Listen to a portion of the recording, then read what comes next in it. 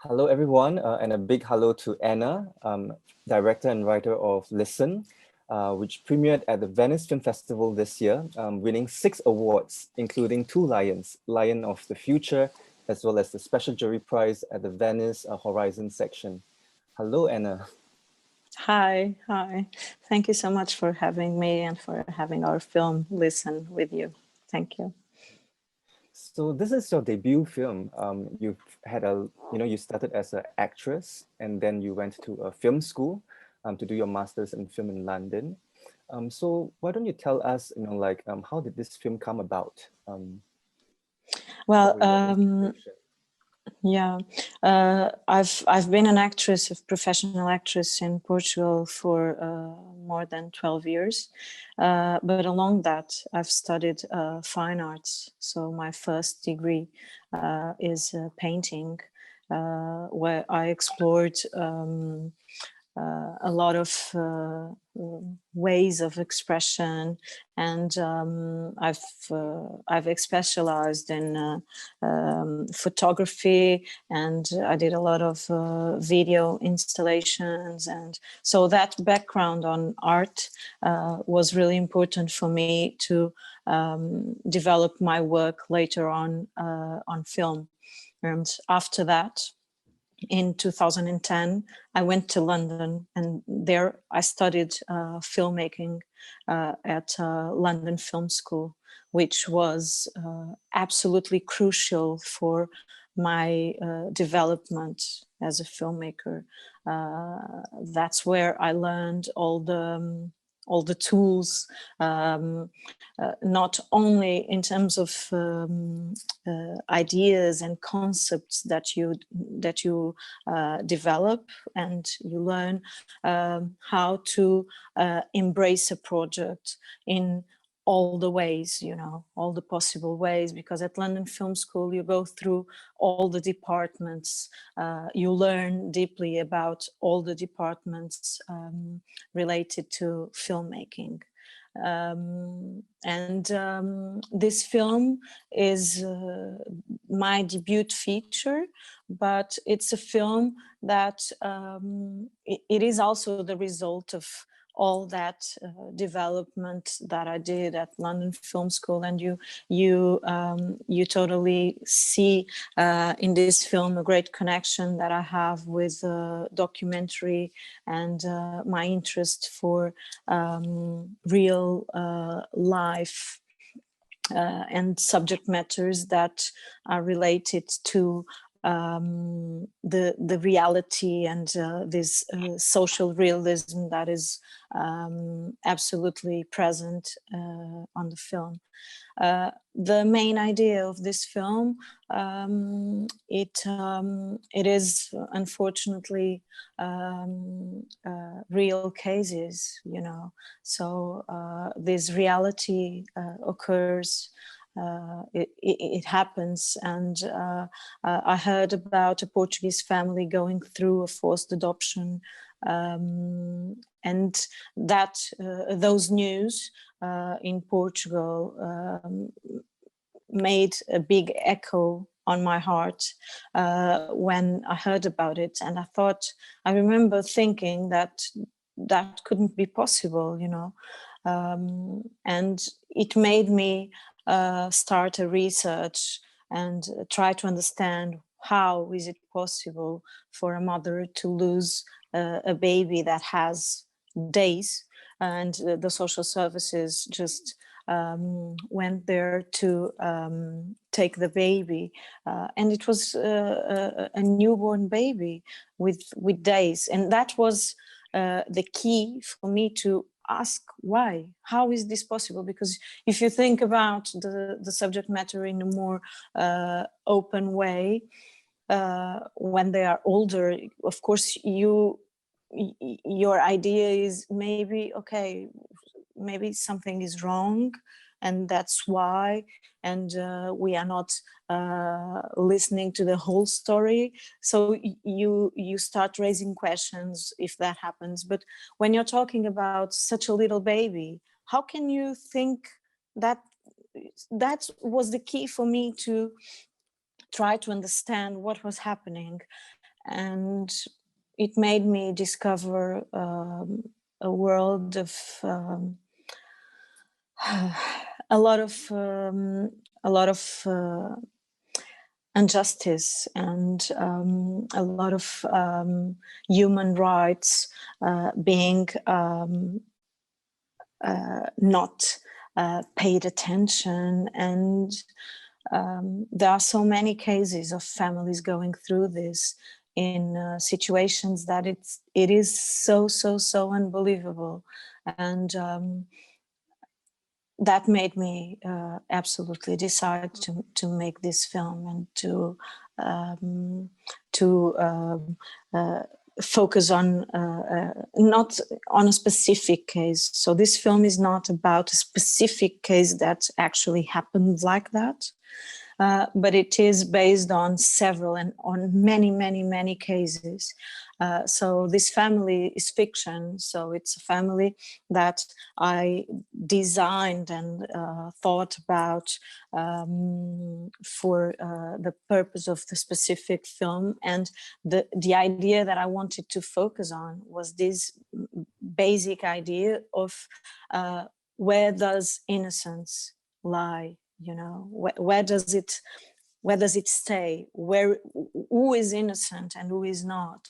And how can we evaluate that through such amount of rules that step over humanity so many times? So this is a film about separation, injustice, family, about the lack of opportunities, the lack of power, facing a system full of rules, even when those rules should be followed most of the times, but sometimes you need to focus on specific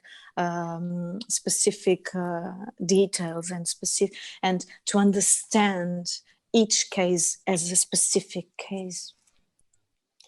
Wow, thank you so much for articulating, your and sharing your thoughts about, your film.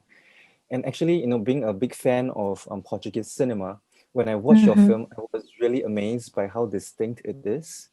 When I watch it, just like what you mentioned, I think it shows, that you're such a well-rounded artist, someone who pay attention to performance, someone who pays attention to the visual, as well as the storytelling. Thank you. One of the things which struck me when I watched the film is actually, that amount of empathy that you have, for the characters. But at the same time, there was also a distance, almost as if you are seeing through the eye of a documentarian, documenting, and observing what is going on and not wanting to go nearer, almost as if there is a space that you do not want to intrude, but that you felt so much empathy, for your subjects. So, going back to what you mentioned, about fine arts and photography, can you perhaps tell us a bit more in terms of, like how do you, visualize the film, after it was, in your head in terms of the story? Because I think the aesthetics of it, was really distinct for me. Oh, thank you for your words. First of all, it is always amazing to feel that the film connects with people. So it's really interesting to have that feedback. Well, in terms of thinking, I have been taught to think visually, but to never forget about the core of the storytelling. And that is actually one of the most important things that I brought from London Film School, from that path. So, but also it was a very difficult journey for this film to have a limit and not cross it, because my tendency since always is to think so visually that it can cross over the line that is that is supposed to be crossed. You know, there's a line, there's a thin line that you can't go over it. I didn't want, you can go over it, but the problem with that is I think it's an ethical problem.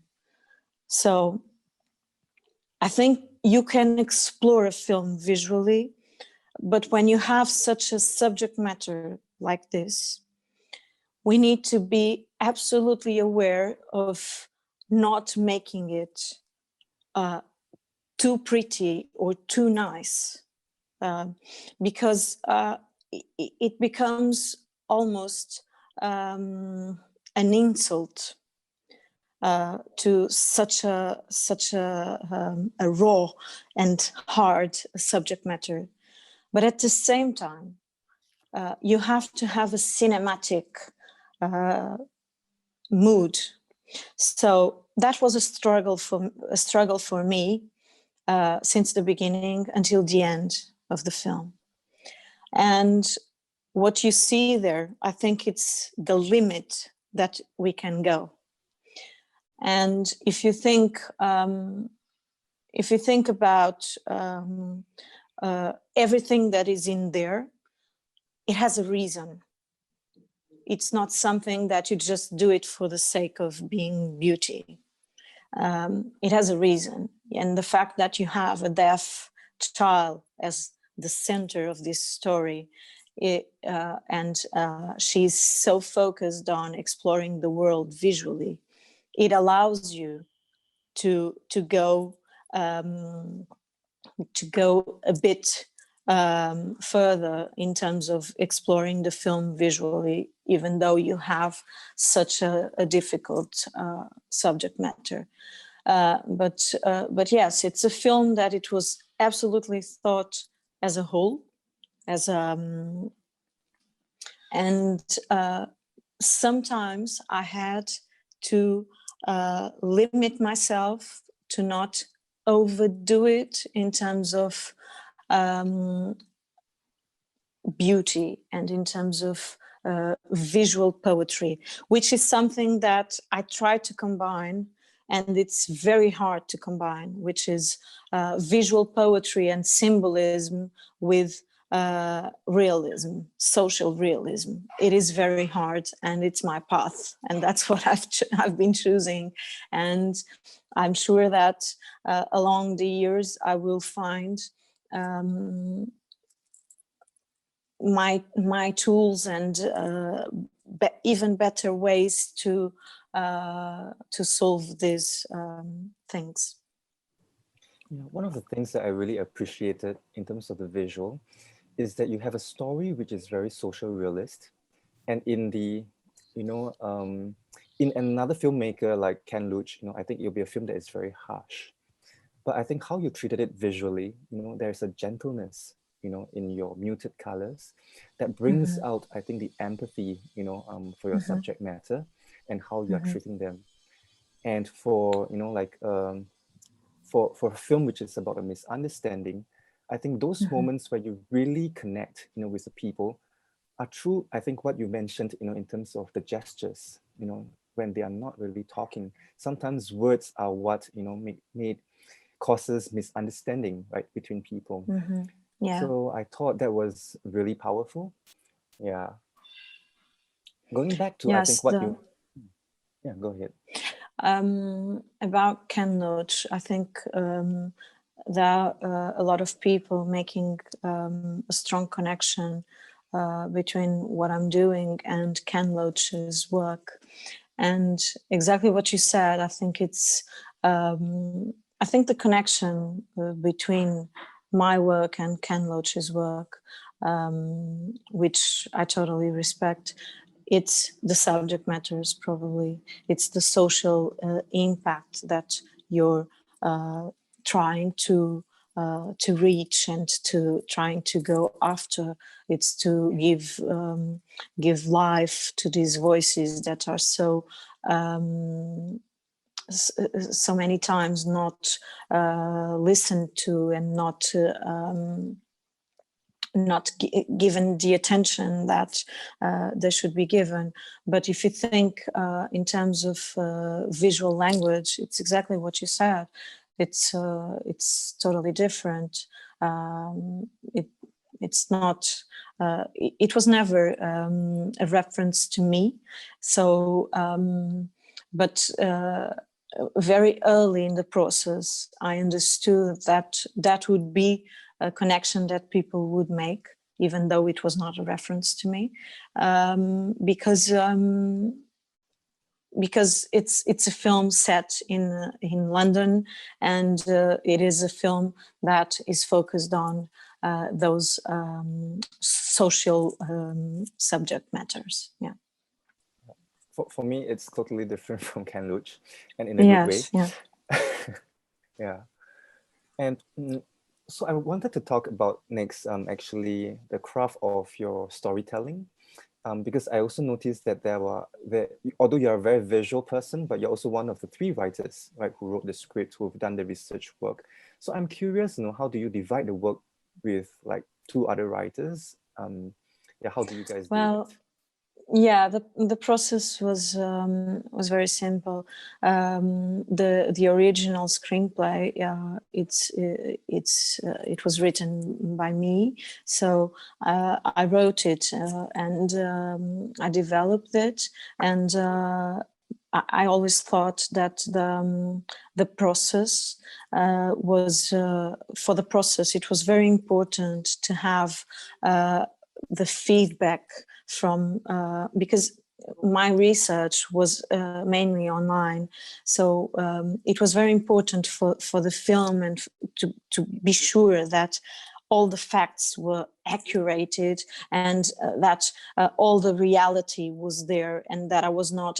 It is such an important subject matter. It is so relevant for people's lives that I couldn't risk to have mistakes or errors in it. So that's the reason why we decided to join 2 writers, and which are the producers from the UK, because they were in the field and they could totally make sure that this was absolutely accurate. And even though some people, few, thankfully, because it's not fair to say that. So very few people sometimes tend to raise questions about that in terms of being accurate or not.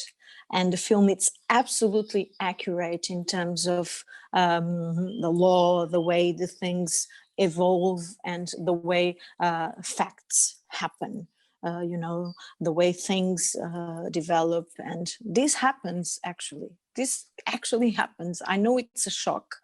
For most people, it is a shock, and it's very easy to doubt it.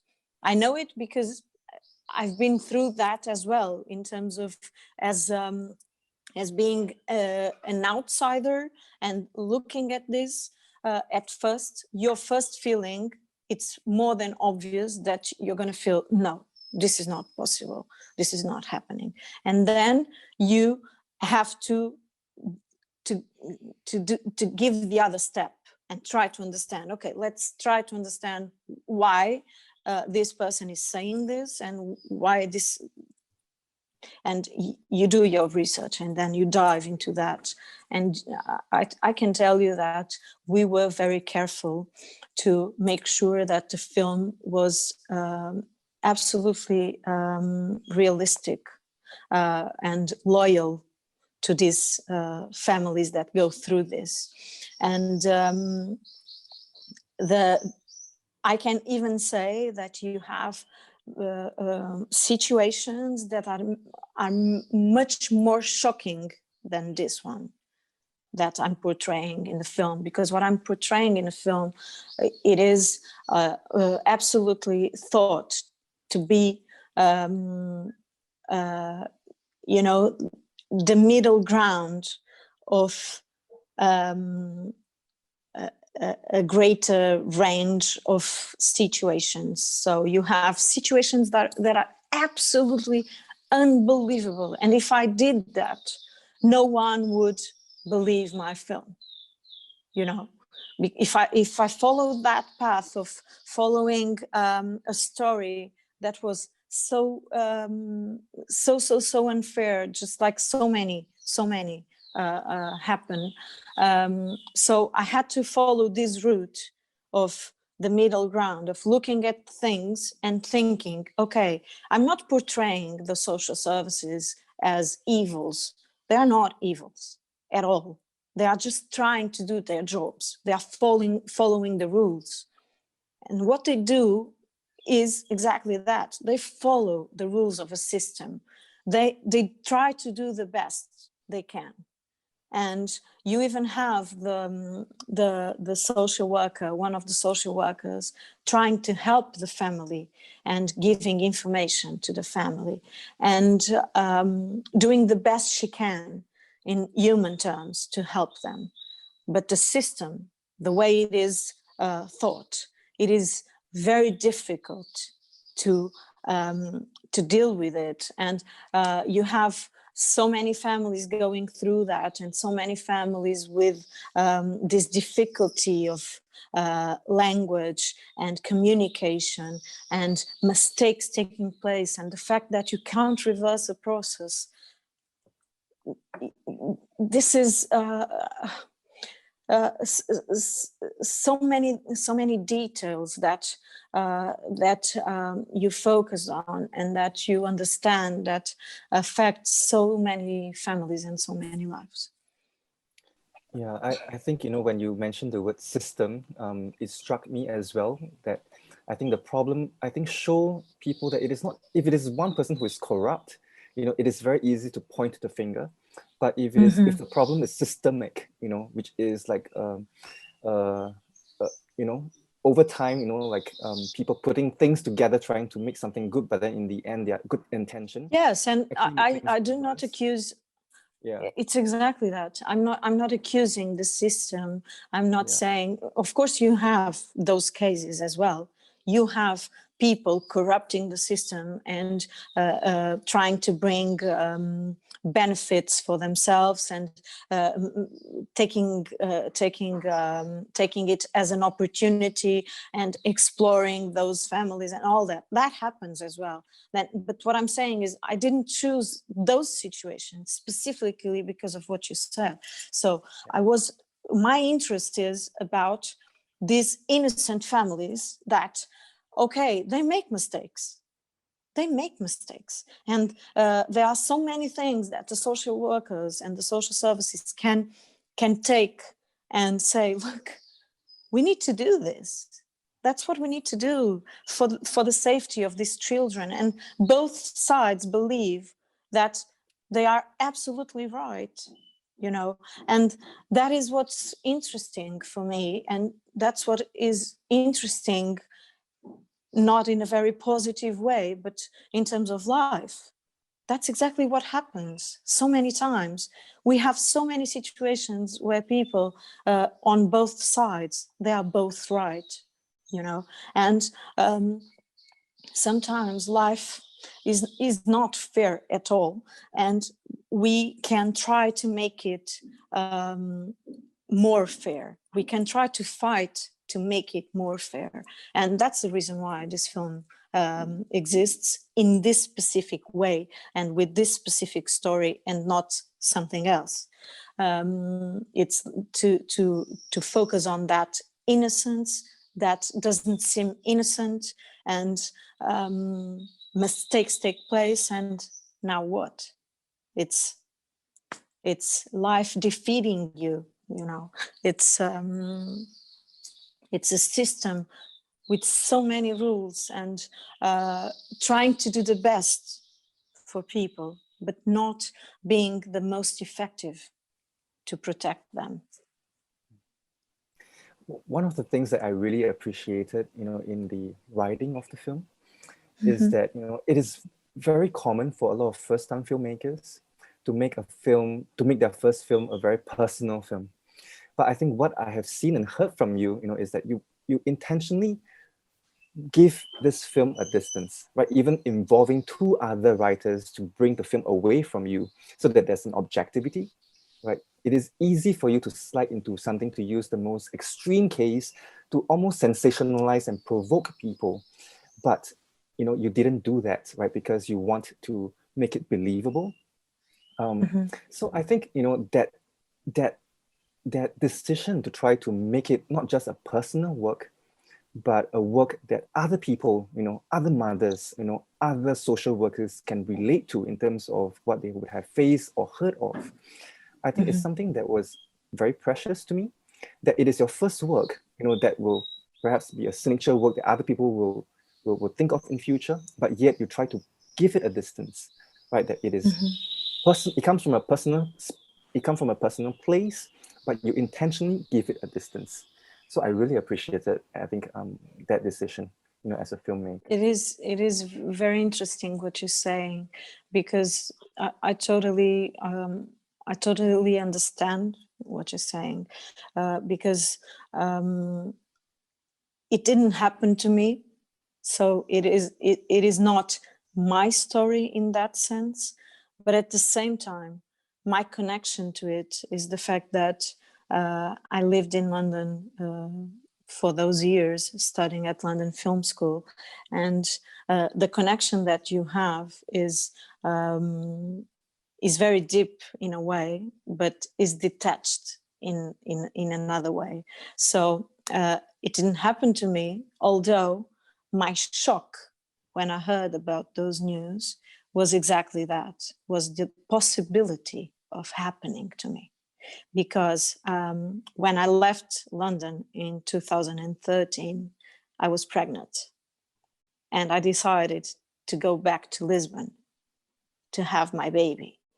And my impact when I heard about that family going through that was like, this can happen to anyone, but it has to happen there, So and I lived there, and that connection was extremely intense for me,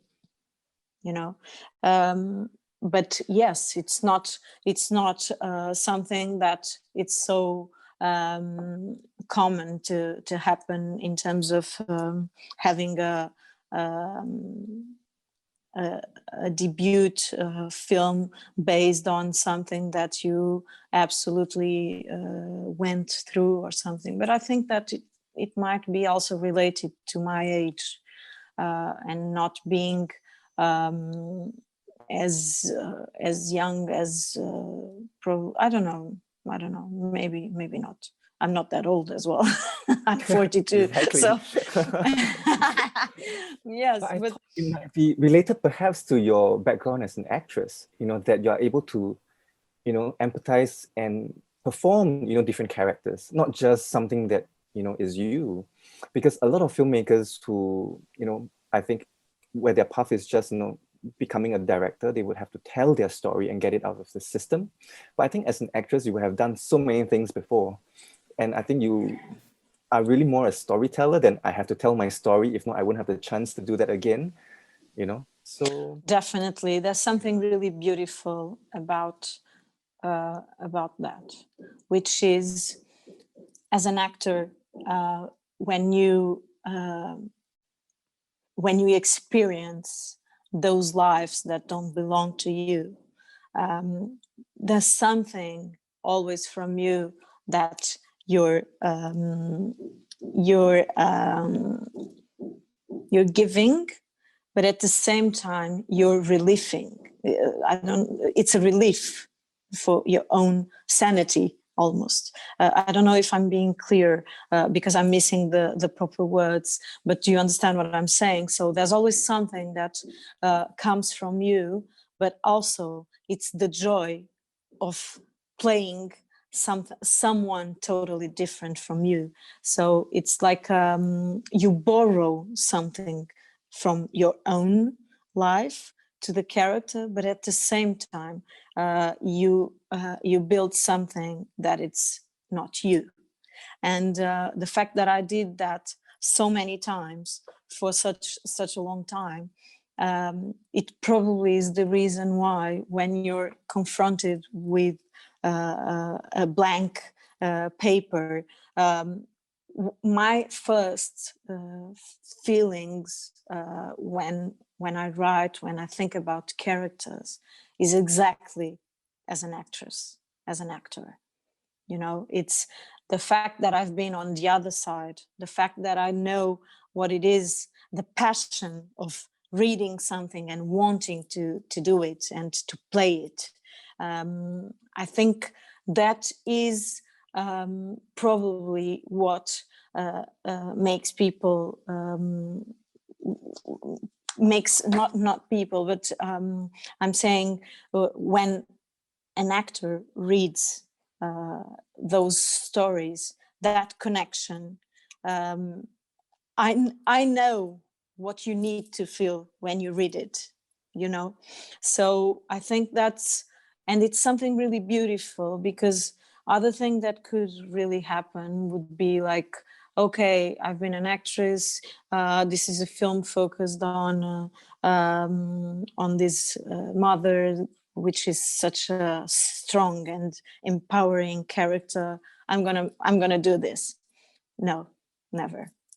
Um, as a director, I think that you need, maybe one day I will try that, but in a totally different route, in terms of like having a strong career already and being very secure as a filmmaker with a long, you understand what I'm saying, with a lot of knowledge. And I don't think that it would be a good idea to play the character on a film that you are directing.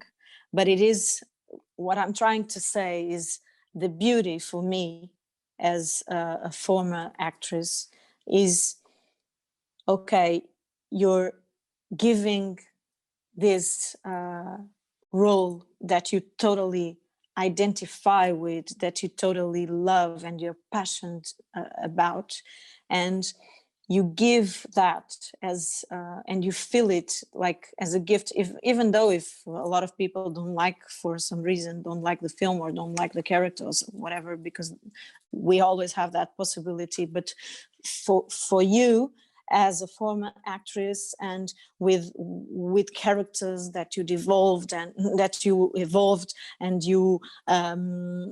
you totally love, so the fact that you're giving that to another actor, to other actors to do it, you know, it is always something that it's the one of the things that I love the most in what I'm doing, you know. It's that exchange of, okay, look, I'm giving you this, please uh, accept this as something that comes directly from my heart to yours. Because if I'm choosing that person, I'm choosing for the most beautiful reason, you know, because it's something that it is extremely relevant to you. I think that was very beautiful, because one of the questions that I had, you know, when I watched the film and knowing, I think, you as an actress, is why didn't you play the role of Bella, right? Because it's almost something that you could have played yourself. But like what you've mentioned before, I think the word is really gift, right? That as a writer, that as a director, you're always giving something to your collaborators. It could be your actors, it could be your camera person, because you are also someone with Yes. photography background.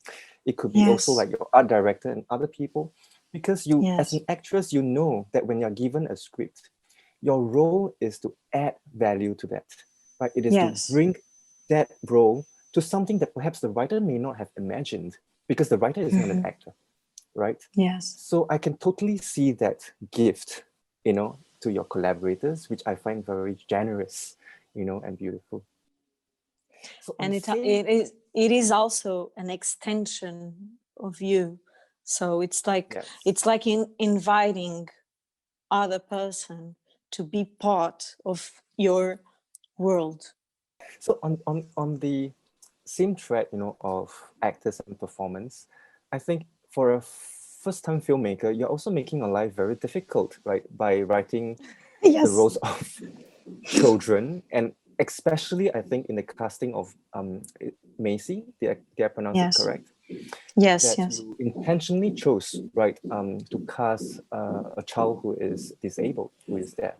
Yes. Why Yeah. do you make that deliberate choice? Well, Macy plays one of the most important roles. It is the image of the child that is absolutely strong inside, but at the same time, it's so fragile. And it's the child with special needs that need protection. And when I say special needs, I don't mean she could have different needs. What I'm saying is, in this specific case, I really wanted this child and this character to be deaf, for the simple reason of the communication and the difficulties of communication between people, and also the fact that the system is not very sensible to that. It's not very sensitive to that. Also, and the main reason, it is also that the irony that you have, considering that she is the child that doesn't listen, but at the same time she's the only one paying absolute attention to everything that happens around her, so she in fact can be considered the character that most listens to the world and to everything around her. And that was very interesting to develop, and to see the world visually. I felt the need of a character with a specific with these specific details that she could just be there and analyzing and observing and contemplating everything around her. And what is very special about Macy is that she's so honest all the time, and she's so incredible that words were not necessary at all to communicate. And there are some magical moments that we had. We had an interpreter on set always with Macy, to make sure that she was always aware of what was happening, and that to make sure that she felt absolutely embraced, and and also for us to be able to communicate if needed, whenever needed.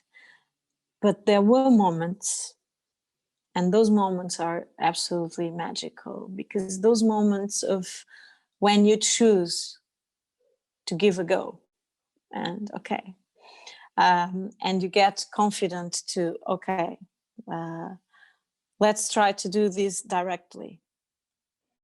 And that's what I take with me forever, remembering that those moments when you have a deaf child in front of you, and you know that there's no other way for you to communicate other than trying your best with your hands, with the way you look at her. And I'm getting emotional by thinking about this, because she's very, very beautiful. She has a very beautiful soul. So the fact that she looks at you and she's understanding the struggle that you're going through, and you feel that in her eyes, and she's almost saying to you with the way she looks at you, don't be worried, I'm getting you, just try your best with the things that you can do and the way you can communicate, just try it. And I did it sometimes, and it is impossible to forget those moments. But of course, we needed to have an interpreter for most of the times, because Lucia,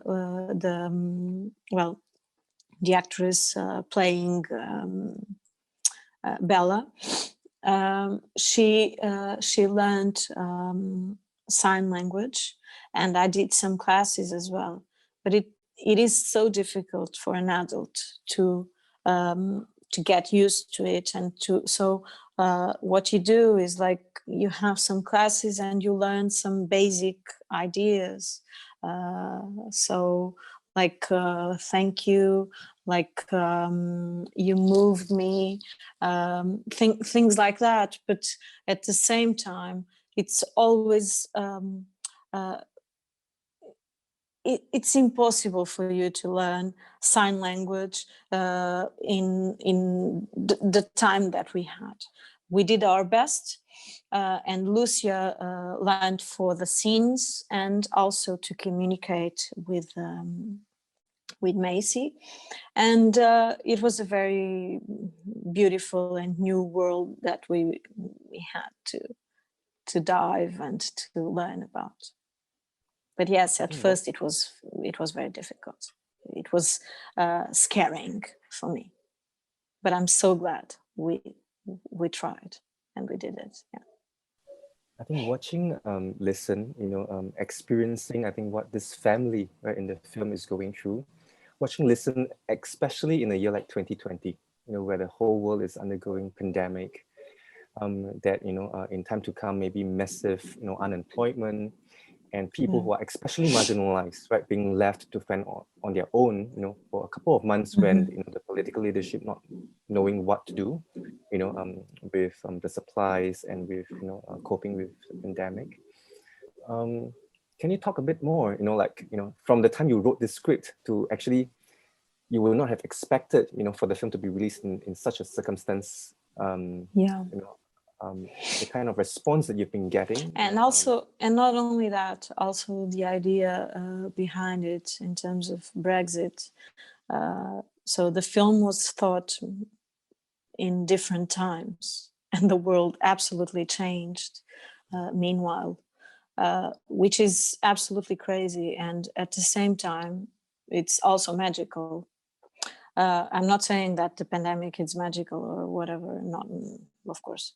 I'm very thankful to everything that I learned in England and in London, and there are lots of great things happening there. So I don't want ever this film to be seen as a filmmaker against a country or something like that, because it's absolutely not that.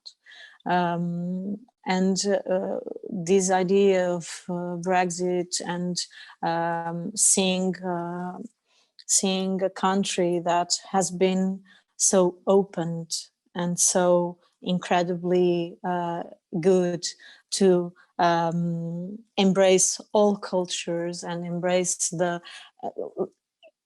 it has been the center of the world for so long. And I'm afraid that Brexit will make things very difficult in those terms, and that melting point will be absolutely different with time. But I think it is very interesting to think this film in terms of being released now, but that's part of the process when you create something that has specific surroundings and specific ideas underneath it. And there's always a part. There's always a part that you do not control. And it can go for you or it can go against you. And I think for Listen, it becomes even more relevant nowadays, even though it was not something that was thought previously to be like that. You know, it's not a film that was thought to be focused on Brexit or to be released in the middle of a pandemic, of course. My imagination couldn't even think about life in these terms that we are living now. So it is very interesting to think about how your work can actually fly and have different wings and become even more than you thought before. And that's I I feel, like indeed, Listen is so relevant to, I think, our times today, that it is almost a rallying cry, for the society, for the world, to pay attention to people who are marginalized and who are vulnerable, who needs our help and support during this time. But at the same vulnerable. time, Exactly. at the same time, I've been trying to find the word since I was talking about my mother's childhood. Vulnerable. It was exactly that. I'm sorry to interrupt you. Yeah.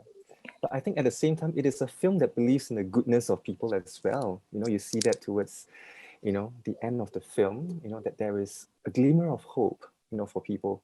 And if anything, I think when we look at pandemic and how grassroots kind of initiatives comes up, not from top down, but from bottom up, right? Coming together to help people, who are facing difficulties. It is That also very also moving. happens. Yes. Yeah, that is And also that also happening, right? happens. Yeah, Yes. so I really hope, with the success that you have in Venice, that this film get, seen by more people, and that it becomes. Well, it is the Portuguese candidate for the Oscars now. Exactly, we heard this week, right? Congratulations on that. Yeah. Yes.